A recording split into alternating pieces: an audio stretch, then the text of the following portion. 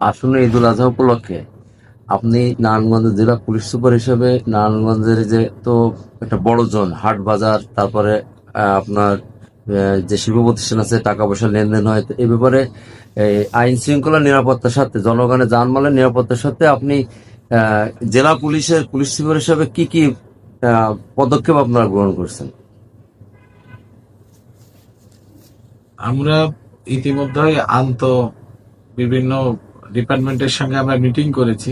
DC অফিসে বিভিন্ন meeting হয়েছে।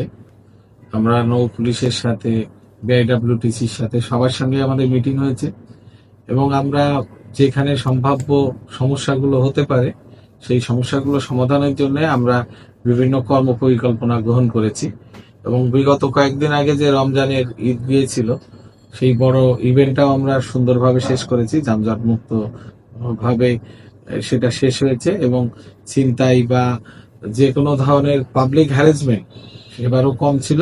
আমরা আশা করছি এবারও সেটা যাতে কোনো কিছু না ঘটে এবং ঈদের হাট আছে, গরুর কোরবানির হাট আছে, সেখানে যাতে কোনো প্রকার চাঁদাবাজি, কোনো প্রকার পাবলিক হয়রানি, দালালের দৌরাত্ম্য এগুলো রোধ করার জন্য আমরা বিভিন্ন কর্ম পরিকল্পনা গ্রহণ করেছি।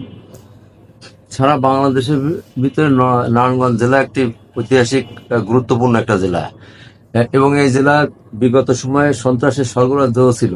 তো এখন সেই বিগত সরকারের আমলে যারা আছে তারা তো চাবে যে এই সময়টাকে আরো একটু অস্থিতিশীল করে তোলার চেষ্টা করবে। সেই ক্ষেত্রে আপনার কি পদক্ষেপ আছে এদেরকে মোকাবেলার বা এদেরকে ধরার ব্যাপারে? আপনি কি ধন্যবাদ। ফ্যাসিস্টের সময় যারা সহযোগী ছিল বা হয়তোবা এখনো আছে, অনেকে লুকায় আছে, কিন্তু প্রকাশ্য কারো কার্যক্রম সেভাবে এখানে নাই।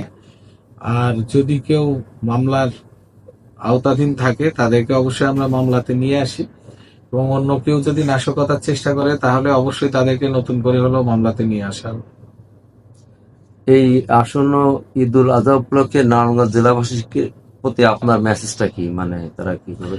আসন্ন ঈদুল আজহা উপলক্ষে নারায়ণগঞ্জ জেলাবাসীর প্রতি একটাই আমাদের আহ্বান থাকবে যে আমরা আশা করব যে অনেক সুন্দরভাবে এখানে ঈদ এবং আনন্দমুখর পরিবেশেই উদযাপিত হবে। কোনো প্রকার আইন শৃঙ্খলার দিক থেকে কোনো সমস্যা আছে বা ঘাটতি আছে বলে আমি মনে করি না।